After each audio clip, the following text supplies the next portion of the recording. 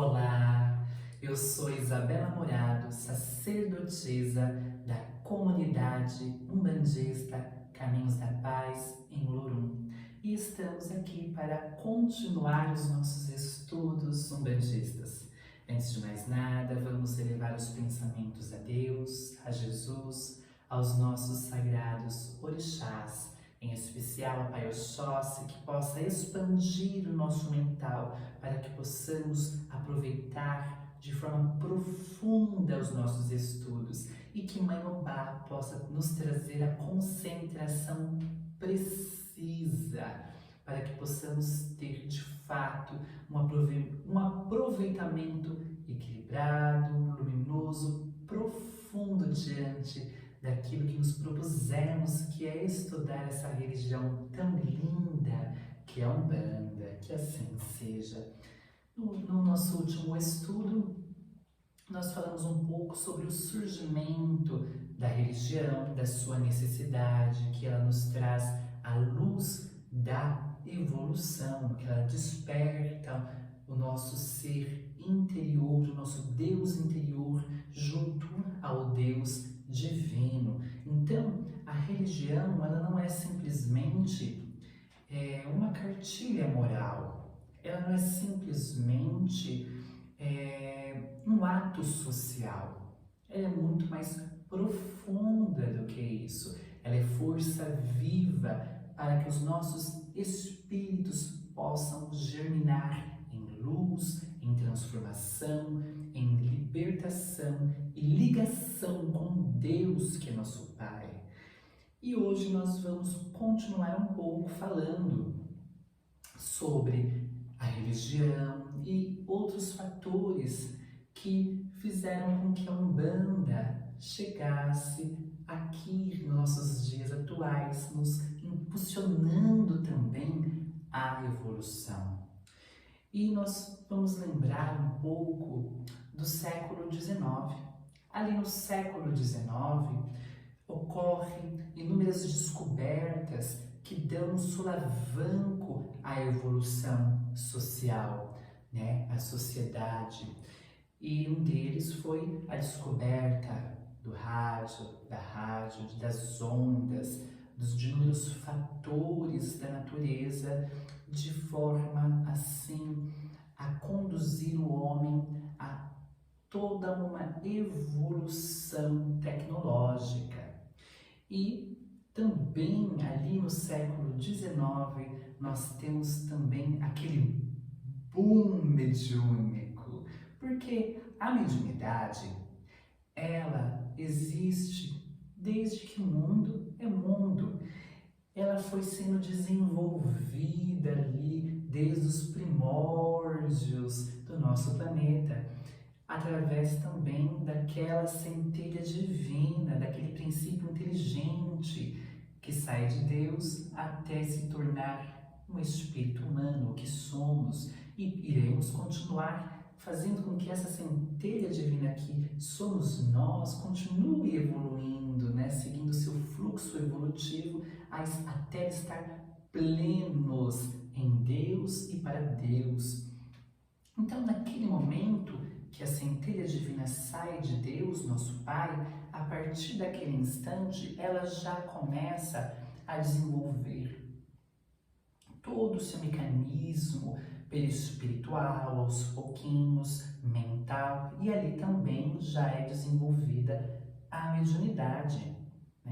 O que é mediunidade? Mediunidade é a capacidade de sintonizar com outras vibrações que não sejam apenas material. Então, nós que somos médiuns, conseguimos nos conectar às forças naturais, espirituais e divinas. E lá nos primórdios, nos nossos irmãos ainda da caverna, ela já é despertada ali através da intuição. A intuição, ela é a primeira forma de mediunidade, uma mediunidade mais primitiva. E a partir dali, ela começa a eclodir cada vez mais. E foi através dessa intuição das forças divinas e luminosas leguminosas, que também foi surgindo as religiões, como nós estudamos da última vez. E a mediunidade, ela foi assim aflorando, aflorando, aflorando. E aí os próprios sacerdotes se utilizavam dela. Nós temos na história da humanidade inúmeros fatos que nos mostram que a mediunidade era largamente utilizada. Nós vamos encontrá-la ali no Egito, onde os sacerdotes a utilizavam para a cura, até mesmo com imposições de mãos, igual a gente conhece hoje no passe. Eles já posicionavam suas mãos porque eles já tinham consciência dos mecanismos contidos sobre nossas mãos. Claro que aí a gente também tem que lembrar lá dos nossos irmãos de capela. Quem está chegando agora neste vídeo, assista o último vídeo, porque os nossos irmãos de capela já traziam a consciência da mediunidade e trazem em seu perispírito todo esse mecanismo mediúnico muito bem desenvolvido. Então, quando eles reencarnam aqui, eles trazem, né, toda essa mediunidade muito bem já desenvolvida e passam isso ao corpo físico. Aí surge de forma mais plena a mediunidade sobre o nosso planeta. Então, ali a gente vai encontrar no Egito aqueles sacerdotes já com a sua mediunidade muito bem desenvolvida, trazendo esses mecanismos de cura, imposição de mão, contato com o plano espiritual. E aí a gente vai encontrar isso também ali nos hindus, nos maias, nos astecas, enfim, em inúmeras civilizações. Na Grécia, né, as pitonísias, os oráculos, ali eram utilizados de forma plena a mediunidade e essas ligações com o astral. E a humanidade foi evoluindo, a mediunidade foi sendo também trabalhada de inúmeras formas, a gente encontra ela sendo largamente utilizada na magia. E quando a gente fala de magia, eu estou falando aqui de magia no seu sentido mais pleno, de manipulação de energias naturais, espirituais e divinas, porque senão fica parecendo que a gente está falando assim de Harry Potter, aquelas bruxas que se utilizam da varinha, ou daqueles magos que se utilizam simplesmente da varinha e a coisa acontece, flutua, né? Não que não haja mecanismos que façam com que algo se locomova sem que aparentemente estejamos tocando ou que alguém esteja tocando, mas existe uma explicação científica para isso, e científica dentro dos mecanismos espirituais. Então, nada é mágica no seu sentido pejorativo, né? Mas a magia, ela existe, ela é tão antiga quanto o mundo, no seu sentido de manipulação destas forças que acabamos de dizer. Então, a mediunidade sempre foi muito utilizada pela humanidade. E é interessante que ali os hebreus, eles são proibidos de utilizá-la de forma assim, plena, né? De forma plena. Moisés proíbe ali, quando ele retira o povo hebreu do Egito, ele proíbe que a mediunidade seja utilizada assim a esmo, porque ele era conhecedor dos seus mecanismos. Afinal, Moisés, ele teve a sua criação ali no Egito. Ele conhecia esses mecanismos porque o Egito se utilizava muito da mediunidade. Só que ele sabia também dos perigos, ainda mais para aquele povo rudimentar, no qual ele teria que conduzir durante muito tempo no deserto. Afinal, Moisés era um grande médium de efeitos físicos, não é? Que ele fazia toda aquela movimentação energética que mudava o clima, enfim, que fazia com que as 10 pragas se realizassem, hein? Que ele transformava o cajado em cobra, e por aí vai. Ele era portador de uma mediunidade de materialização gigantesca. Ele que psicografou o primeiro livro que nós temos notícia, os 10 Mandamentos, né? Mas ele proíbe porque ele sabia que aquele povo tinha mania de se consultar ali muito com o plano espiritual, só que como eles eram muito rudimentares, eles não tinham ligações com espíritos luminosos, eles tinham ligações muitas vezes com aqueles mesmos espíritos bárbaros, no qual eles tinham sintonia. Então, essas ligações, ao invés de ajudar, só atrapalharia. Ou não é verdade que bastou Moisés se afastar um pouco para buscar os 10 mandamentos? Quando ele voltou, aquele povo já estava numa sintonia toda bárbara, né? Louvando um carneiro de ouro, enfim, se desequilibrando. Então ele proíbe. Mas quando Jesus vem, ele abranda esta lei, vindo, na verdade, pessoalmente para os seus discípulos, através da ressurreição. E ali nós temos também, através dos discípulos, todos aqueles mecanismos de mediunidade, de cura, no qual Jesus também passa a cada um deles. Enfim, a mediunidade foi surgindo cada vez mais, até ela começar a ser perseguida. Nós tivemos uma grande perseguição ali durante quase 300 anos, quando nós temos ali o... Gente, calma aí que deu uma sumidinha. Nós temos a Inquisição, a Santa Inquisição. E a igreja persegue largamente aqueles que se utilizavam da mediunidade, porque naquele momento que eles colocam a Inquisição, vem surgindo outras religiões, né, outros cultos, e ali o papado fica preocupado. Então, por egoísmo, infelizmente, ele acaba trazendo essa Inquisição para todos aqueles que estavam diante de outra religião, de outro culto, pagassem através da própria morte. Não é fato que inúmeras pessoas foram queimadas na fogueira e eram torturadas se professassem outra religião, ou até mesmo se trazessem em si as faculdades mediúnicas, qualquer coisa que era estranha ali,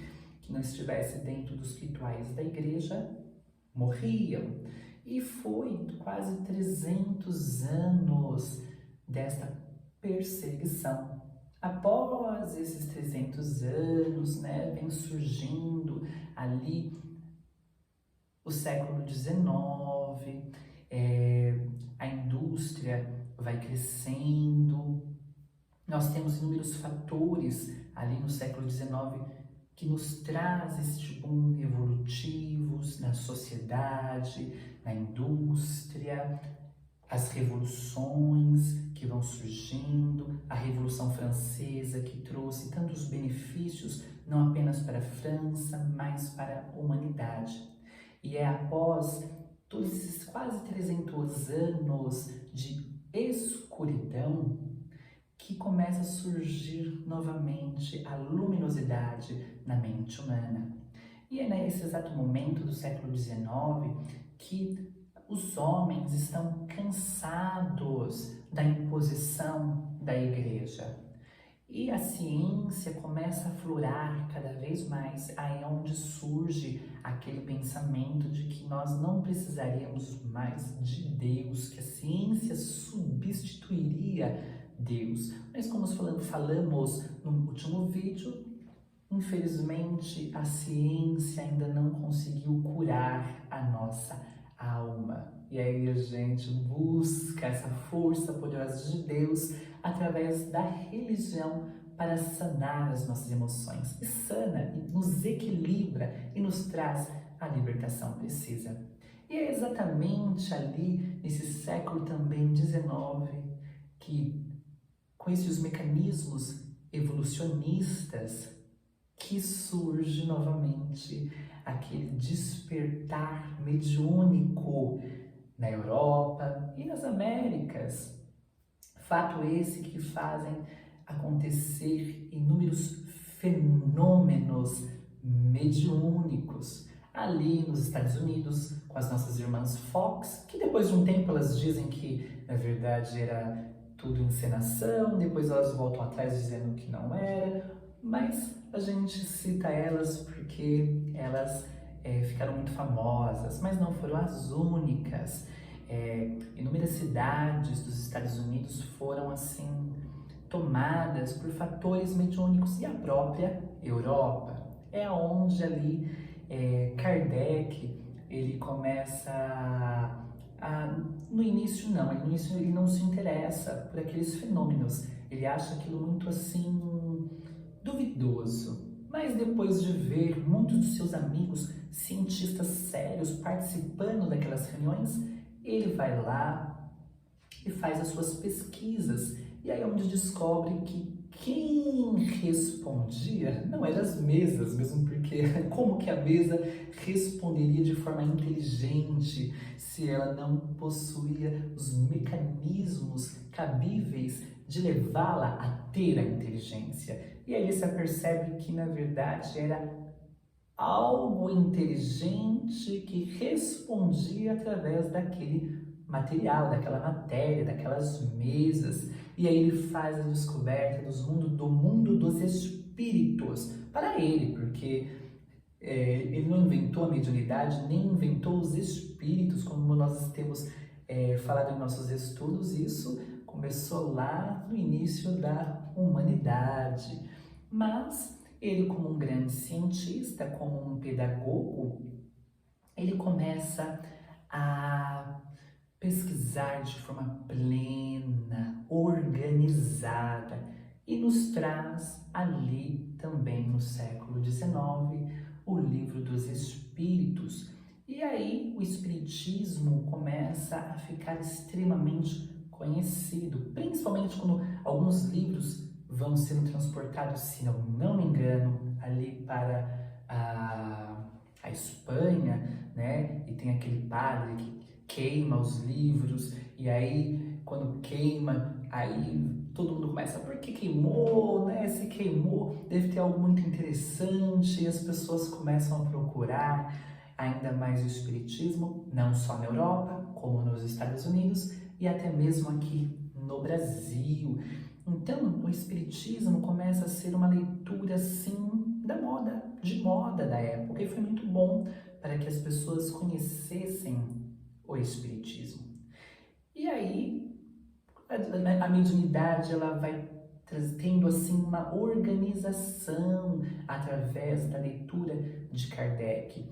As pessoas acabam desmistificando muitas coisas dentro de ritos que já se utilizavam da mediunidade. Claro que Kardec, por exemplo, ele não acreditava muito nessa questão de magia. Mas será que Kardec ele tinha uma noção da magia de forma plena? Ou ele tinha a ideia daquela magia Harry Potter? Porque ele combatia muito junto aos espíritos que trabalhavam com ele a ideia de misticismo. Mas o que era misticismo para ele? Não é? Então, hoje a gente vê muitos estudiosos destas leituras que Kardec codificou, muitas vezes não entendendo os mecanismos da magia e colocando a magia como algo mistificável, de mistificação. E não é bem assim. Quem realmente conhece a magia sabe que nós estamos falando de manipulações energéticas, fluídicas e espirituais, que trabalhamos através de elementos e da mente, da própria mente, coisa que Kardec já estudava, né, e já falava. Então, na verdade, entre a magia e ali os estudos de Kardec, há uma divergência mais aparente do que real. Enfim, aí surge o século XX, trazendo toda uma esperança, toda uma luminosidade que já provinha ali do século XIX, com tantas proclamações de repúblicas, independências, abolição, inclusive, da escravidão, da escravatura aqui no Brasil, no final desse século XIX. Então, toda uma esperança surge neste novo século, que é o século XX. Expectativa de mais tecnologia, de mais mecanismos luminosos para a sociedade, através da indústria, enfim, tantas esperanças traziam-se do século XIX para o século XX. E é exatamente ali, nesse início do século XX, que surge a luz divina manifesta na Terra, chamada Umbanda. Vamos lá, porque não é no seu início que nós temos o nome de Umbanda. Então agora a gente vai começar a entrar nesta história, na história da nossa querida Umbanda. Então ali em 1908, um jovem de 17 anos, o Zélio Fernandino de Moraes, começa a ter uns ataques estranhos. Alguns dizem que era uma paralisia, outros dizem que de repente ele começava a falar de forma diferente, enfim. Um dia diz que ele se levanta desta paralisia e diz: amanhã ficarei curado. E antes de continuar essa história que a maioria já conhece, mas muitas vezes conhece na sua superfície. E como eu disse, nossos estudos aqui nós queremos trazer os nossos estudos de forma profunda, para que a gente reflita em cada passo que a nossa Umbanda deu, em cada forma ritualística que ela nos traz, em todo o seu despertar moral. Vamos estudá-la de forma profunda. Então, muitos dos nossos irmãos contam a história, essa primeira história, de forma muito superficial. E é preciso a gente lembrar que a gente precisa contar nos detalhes porque faz uma diferença enorme em nossa reflexão como umbandistas. Então, você colocar na internet história da Umbanda, você vai achar várias formas, vários formatos desta história, como um telefone sem fio, né? Que você conta para um, conta para outro, e quando chega lá no 10º, a história já está um pouco modificada, embora tenha a mesma essência. A história que eu trago hoje é contada pelo bisneto e pelas filhas e netas do Zélio, né? E muitos dos nossos irmãos que tiveram conversas com o Zélio Fernandino de Moraes, ele já estava no final de sua vida, e aí ele resumia toda a história. Então, a gente precisa entender isso, que muitos que conversavam com ele, que traz essa história muito resumida, porque ele já estava no final da vida dele, ali, já tantos anos trabalhado, só que a família dele traz essa história de forma mais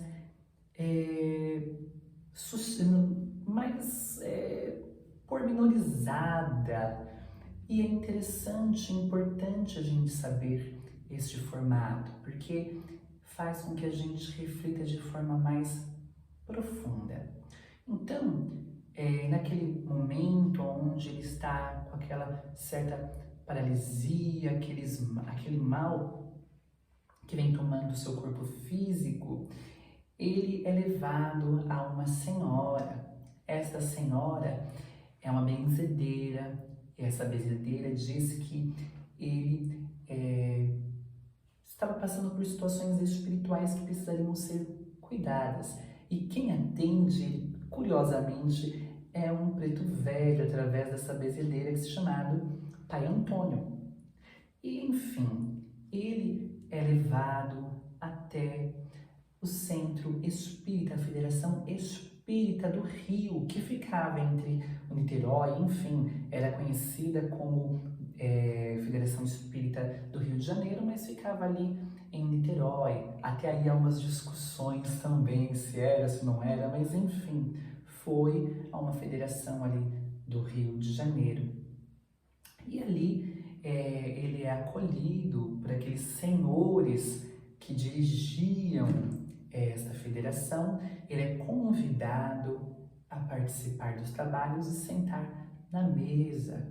E ali, de repente, antes de se iniciar os trabalhos de fato, ele se sente envolvido por uma força. E essa força faz com que ele se levanta e diga: está faltando uma flor nesta mesa. E ele se retira, coisa que não era permitido dentro daqueles trabalhos, e volta com uma rosa na mão e coloca esta rosa no meio da mesa. Há umas discussões também que neste local não poderia ter jardim, não dava para ter jardim, enfim, que isso é algo meio romantizado. Bom, ele podia ter saído e materializado, né? Aquele espírito que o tomou podia ter materializado uma rosa e ele ter trazido. Nós vamos mais para frente estudar sobre os mecanismos de materialização. Ele podia ter realmente materializado e trazido, ou ter um jardim com rosas lá, não é? Enfim, e aí quando ele coloca esta rosa, que se inicia de fato os trabalhos, vários espíritos de ex-negros e ex-índios, ex no seu sentido de desencarnado, começam a se manifestar. E aqueles doutrinadores, aqueles que dirigiam o trabalho, que na época ainda se chamava de doutrinador, hoje temos outro nome para aqueles que acolhem a esses espíritos, seja sofredores, ou seja aqueles que luminosos, que vão passar a sua mensagem.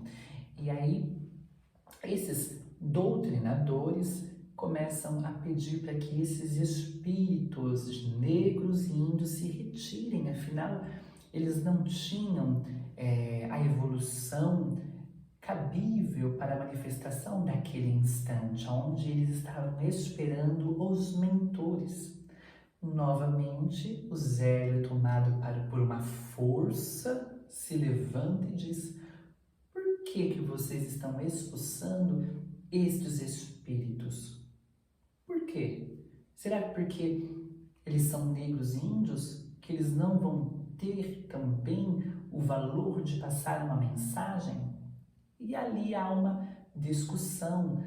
E uma das videntes da mesa diz: mas por que falas desta forma? Eu consigo te visualizar, te vejo vestido de um grande freio, todo luminoso. Qual é o seu nome?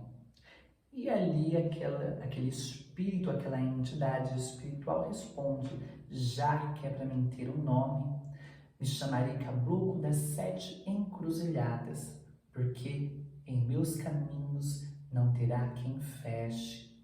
E diz naquele instante que no dia seguinte iria dar curso a um novo trabalho. Aqui há uma pequena diferença de muitas histórias ouvidas por aí sobre a Umbanda, que diz que ali ele já começa a falar que vai criar uma nova religião, que essa religião se chamaria Umbanda. Neste primeiro momento isso não ocorre.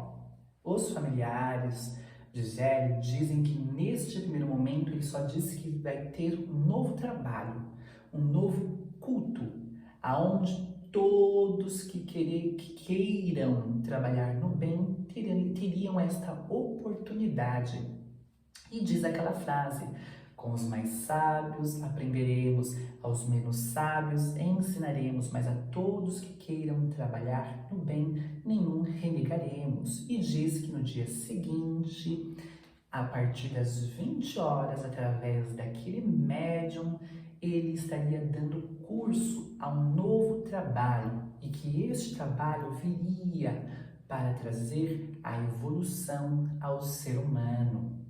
Então, ali existe ainda aquela discussão que dizem aquela entidade. Mas você acha que alguém irá ir a este trabalho? Você acha que alguém vai neste trabalho? E ele diz, nem que coloque trombetas nos 4 montes de Niterói, mas eu irei anunciar este novo trabalho. E no dia seguinte estavam todos lá, todo mundo da federação, curiosos do que iria suceder. E ali às 20 horas, na casa da família de Zélio, o Zélio incorpora novamente este caboclo, o caboclo das 7 encruzilhadas, e ali ele diz como seria todo o mecanismo deste trabalho, até mesmo o horário. Seria das 20 horas às 22, se usaria branco, fala sobre as orações, fala da defumação, que nós teríamos a defumação, enfim, fala sobre toda a ritualística. E também após vem Pai Antônio, o Preto Velho, que também traz toda a ritualística em conjunto com o caboclo das 7 encruzilhadas. E ali mesmo eles já começam a atender as pessoas, fazerem inúmeras curas. O caboclo das 7 encruzilhadas era muito conhecido, inclusive tem até reportagens que mostram isso é documentado, que ele fazia inúmeras curas de pessoas com aparentemente problemas mentais, eram obsessos, pessoas com profunda obsessão ou possessão que passavam por suas mãos e ele conseguia libertar aquelas pessoas. Há também notícias de que ele curava algumas pessoas com paralisias, né? Provavelmente pessoas que estavam com aquela paralisia mais espiritual do que física, enfim, não sabemos, mas isso é documentado.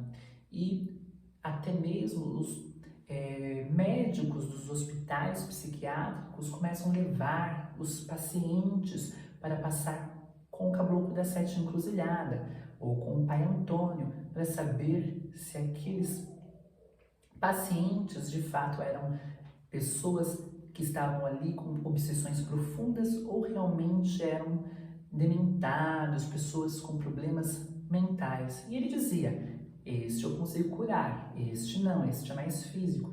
Tudo isso nós temos documentos. Mas vamos parar um pouquinho aqui nessa história que muitos já conhecem e vamos analisá-la um pouquinho.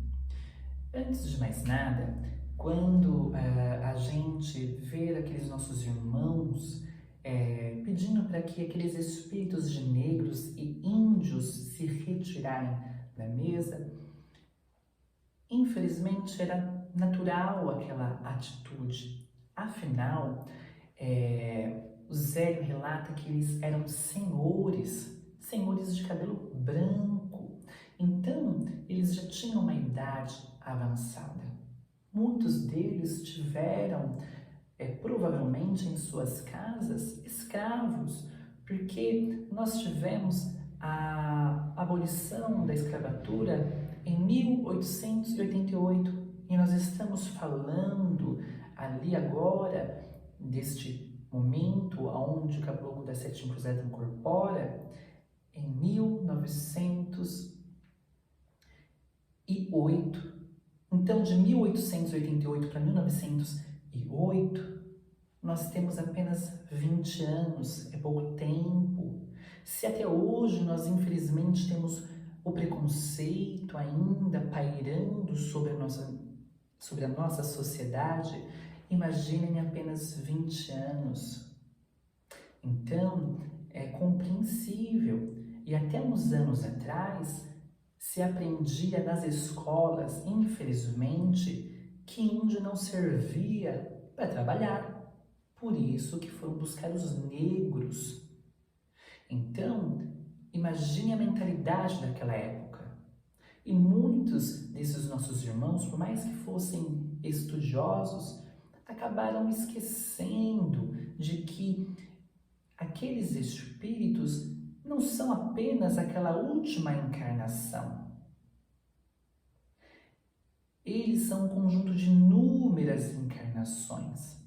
Então, fora que também aqueles nossos irmãos índios, por mais que eles não tiveram outras encarnações na Europa, não tiveram contatos com esta civilização, né, um pouco mais avançada de forma tecnológica, eles trazem dentro de si todo um conhecimento de ervas, da fauna e da flora brasileira, que traz toda uma importância para cada um de nós, em sentido de cura, de amparo e de auxílio. Afinal, hoje nós temos documentado, nós temos fatos históricos que nos mostram que os nossos irmãos índios estão aqui em terras brasileiras há mais de 3.000 anos, há mais de 3.000 anos, até mesmo antes da invasão do Brasil pelos portugueses e tantos outros países, né, que foram surgindo ali.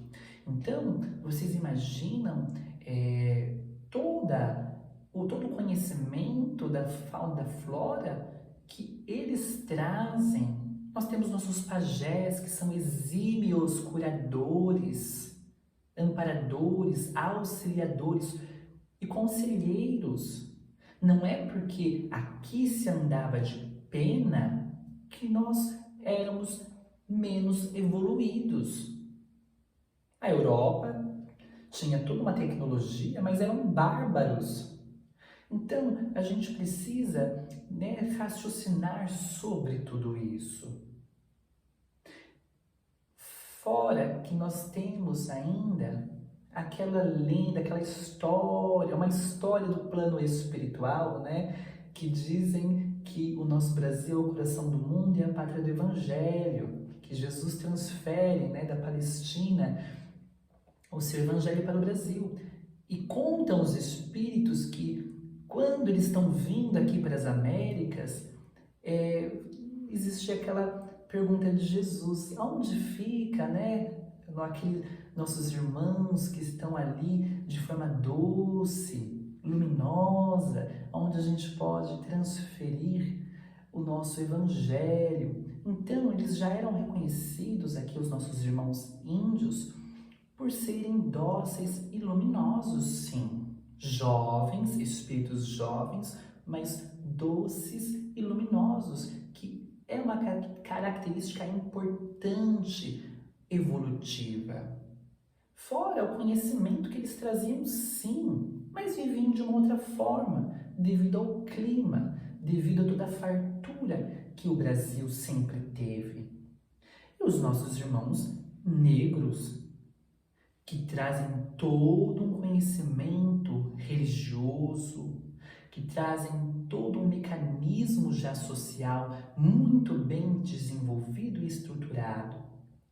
A África é o berço da humanidade, não é assim que a gente reconhece? Mas não era a ideia de que tinham naquela época, mesmo porque são 400 anos de escravidão. E ali o homem, a sociedade ali de então, aprende que negro não tem alma. Então, é natural que naquele primeiro momento, aqueles senhores expulsam aqueles espíritos, achando que eles não tinham algo realmente a oferecer de luminoso. É um erro, né? Mas se existe preconceito hoje em dia, imagine naquela época, não que eles quisessem ser preconceituosos, mas aquilo estava inserido ainda em suas mentes, em seus corações.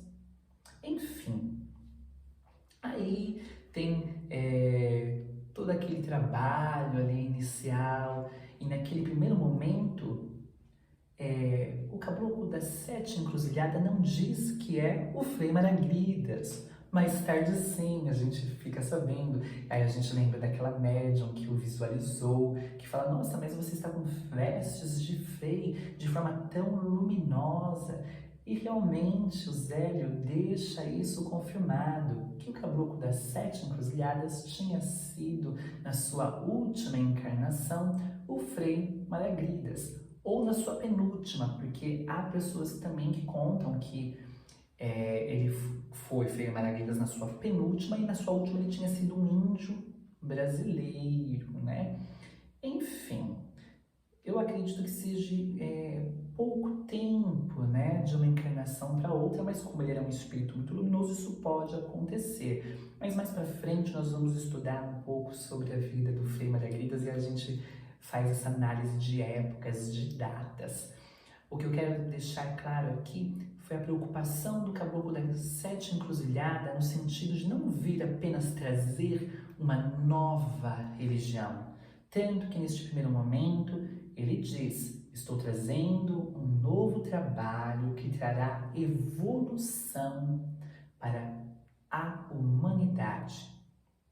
E ali ele fala sobre todo este trabalho. E é interessante que é um frei católico que veste uma roupagem fluídica de um caboclo.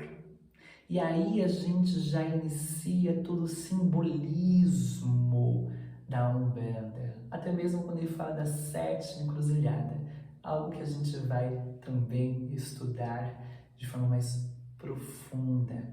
Hoje o que eu quero chamar a atenção é que quando o caboclo da 7 encruzilhada, nesse primeiro momento, ele se preocupa em dizer que é um novo trabalho, mesmo sabendo, porque ele tinha ciência disso, eu tenho certeza, de que este trabalho se tornaria sim uma religião.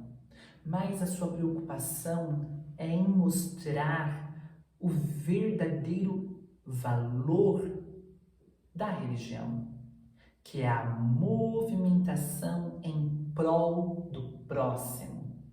Porque, infelizmente, nós viciamos, como a gente tem viciado tudo, nós viciamos também a religião. Então, a gente muitas vezes tem na religião como um evento social. Como um evento social que eu vou lá de manhãzinha assistir a missa, porque é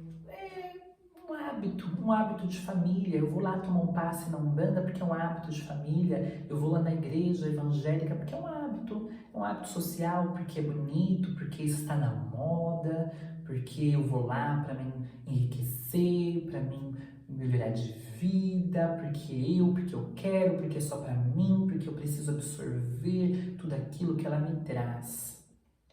E aí vem o caboclo das 7 encruzilhada vivenciar o Evangelho de Jesus, mesmo porque naquele primeiro momento ele também deixa claro que toda a moral deste novo trabalho seria baseada no Evangelho de Jesus.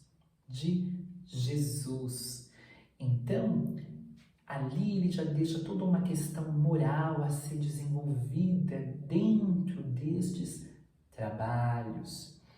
Enfim, ele também nos mostra que o importante dentro da religião é o amparo ao próximo.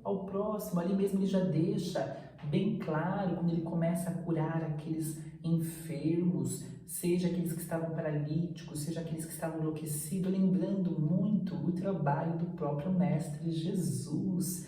E esta religião, chamada hoje de Umbanda, se inicia assim.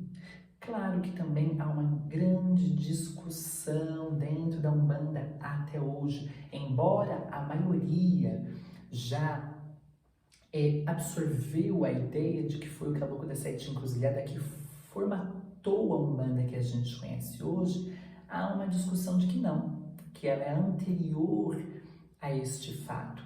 E este fato que estamos falando, de fato, é um fato, porque existem documentos relativos a isso. Existem documentos que nos provam que ocorreu toda essa história. A primeira casa umbandista que surgiu, que é a que a gente está conversando agora, trazida pelo Zélio, ela existe até hoje, chamada de Piedade, Tenda Espírita Nossa Senhora da Piedade, porque assim como Maria acolheu seus filhos, a Umbanda acolheria a todos, aquele novo trabalho acolheria todos. É assim que o Caboclo da Sete Encruzilhada deixa claro, Tenda Espírita Nossa Senhora da Piedade. E aí a gente já vemos também que o Caboclo da Sete Encruzilhada, como Frei, trazia uma ligação muito grande com Mãe Santíssima, como Nossa Senhora. Então vamos nos ater a isto, primeiramente, de que a Umbanda ela é uma religião que veio para servir, É a primeira preocupação, preocupação de todo umbandista deve ser em servir, em se doar, em amparar o seu próximo. Antes de qualquer coisa, antes de qualquer ritualística, antes de qualquer coisa, embora toda a movimentação dentro da Umbanda, desde sua abertura até seu fechamento, são forças amparadoras daqueles que se encontram dentro de suas tendas, dentro de seus templos. Tudo que nós fazemos e realizamos tem um fundamento de amparo e de auxílio a tudo e a todos. E é isso que o Caboclo das Sete Encruzilhadas veio trazer. Reviver realmente a religião na sua essência mais luminosa, de ligar o nosso eu interior ao eu divino. Enfim, vamos parando por aqui, para que nossos estudos não fiquem tão extensos. E a gente vai continuar essa história e analisá-la em seus pormenores. Então fica claro aqui todo o desenvolvimento da mediunidade até chegar aqui onde estamos, o seu boom, né, ocorrido ali no século XIX, depois trazendo ainda mais este boom ao século XX, aonde a mediunidade começa a eclodir também aqui no Brasil, e eclodir não apenas ali nos centros kardecistas, mas no candomblé e ali junto aos caboclos e pretos velhos, que começam a baixar, vamos dizer assim, a baixar em seus médios, em tudo que é canto aqui do nosso Brasil. Foi aí que surgiu a necessidade deste novo trabalho, trazido e fundamentado pelo Caboclo das Sete Encruzilhadas. Enfim, como eu também estava dizendo, nós vamos estudar estes questionamentos de dizer que a Umbanda é anterior a esta data de 1908. De fato, a gente tem notícia, sim, e documentada de médiuns que já incorporavam com entidades que tinham já estes nomes simbólicos. Caboclo Pena Branca, Pai Antônio. Afinal, o Zélio foi atendido por uma curandeira, por uma benzedeira que incorporava já um Pai Antônio. Então, nós não estamos dizendo aqui que o Caboclo da Sete Encruzilhada inventou este formato no sentido do arquétipo caboclo, arquétipo preto velho, mas ele fundamentou um trabalho junto a estas forças. Isso é diferente. Da mesma forma que Kardec não inventou o espírito, ele simplesmente codificou um formato seguro de se conectar com a espiritualidade. Então, vamos nos ater a isso e vamos refletir em tudo isso a gente possa melhor compreender a nossa Umbanda. Como eu disse, nós vamos estudá-la de forma profunda e contínua, sem pressa, para que a gente possa compreendê-la em sua totalidade. Na próxima semana, nos nossos próximos estudos, nós vamos continuar essa história, sempre voltar um pouquinho no passado, para a gente entender inúmeras questões que foram surgindo, o porquê e a necessidade de surgir este novo trabalho, que por si só se transformou em uma religião. Porque naquele primeiro momento que o caboclo da Sete Encruzilhada formata ela, só a sua formatação, só o seu mecanismo já possibilitava ela em ser uma religião.